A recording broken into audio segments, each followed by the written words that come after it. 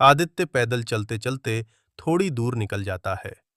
तभी उसके सामने एक काली मर्सिडीज कार आकर रुकती है। आदित्य इधर उधर देखता है और फिर कार में बैठकर वहां से निकल जाता है। उधर पूजा अपने घर पहुंच चुकी थी। वह अपने सुंदर टेबल के पास बैठी हुई थी। उसके चेहरे पर हल्की मुस्कान थी, लेकिन मन में बेचैनी भी थी।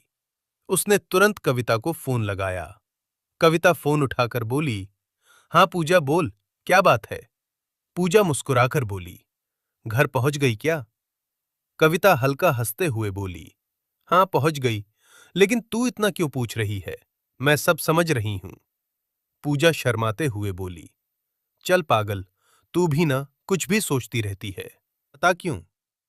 पूजा हल्का सा मुस्कुराकर बोली, मैडम को पेपर सबमिट करना है। कविता ने सिर हिलाते हुए कहा, अच्छा, तो सुबह मिलते हैं। पूजा बोली, ठीक है, बाय। कविता भी मुस्कुराकर बोली, बाय। उसी समय आदित्य अपनी कार से उतरकर ऑफिस के सामने पहुंचता है। ऑफिस का नाम था AR ग्रुप। सामने से मैनेजर दौड़ते हुए आता है और हाथ जोड़कर कहता है, आइए आदित्य सर, आपका बहुत बहुत स्वागत है। अपनी चेयरमैन की कुर्सी संभालिए।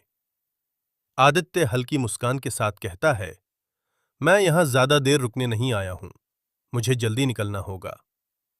मैनेजर तुरंत कहता है, जी सर, अंदर चलिए। आदित्य अपने कैबिन में जाकर चेयरमैन की कुर्सी पर बैठ जाता है और जरूरी डॉक्यूमेंट्स पर साइन करने लगता है। कुछ देर बाद मैनेजर एक ब्लैक कार्ड निकालकर कहता है, सर, ये आपका ब्लैक कार्ड है, इससे आप अनलिमिटेड खर्च कर सकते हैं। लेकिन आदित्य शांत आवाज में कहता है, मुझे इसकी जरूरत नहीं है। मैनेजर बोला, सर, बड़े साहब ने खास तौर पर भेजा है।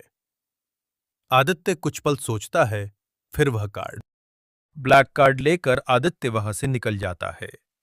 सुबह की पहली किरण के साथ पूजा अपने बिस्तर पर अंगड़ाई लेते हुए उठती है।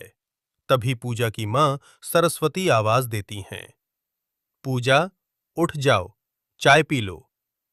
पूजा जल्दी से उठते हुए कहती है, मां, मुझे अभी ऑफिस के पेपर तैयार करवाने हैं। कल रात में जल्दी सो गई थी, आज मुझे पेपर सबमिट करना है। सरस्वती कहती हैं, ठीक है बेटा, जल्दी करो और ऑफिस के लिए निकल जाओ। पूजा मुस्कुराकर कहती है, ठीक है मां। उधर आदित्य रोज की तरह पेपर डिलीवरी के लिए निकल जाता है।